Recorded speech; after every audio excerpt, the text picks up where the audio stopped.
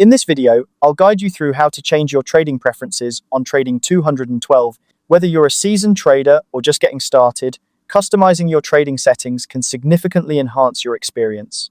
Let's dive right in and see how you can tailor these settings to better suit your trading style.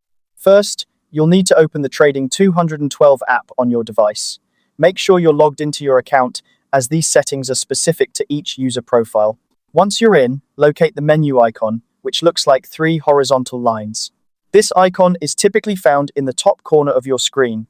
Tap on it to open the settings menu. As you scroll through the menu, you'll want to look for the option labeled Trading Preferences. This section is where you can adjust various settings to personalize your trading experience. Tap on Trading Preferences to enter this section.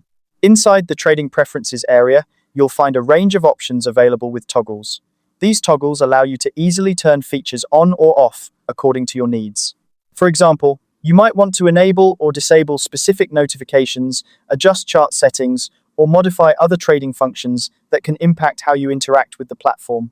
Simply switch each feature on or off to customize your settings. It's designed to be intuitive, so feel free to experiment with these options to see what works best for you.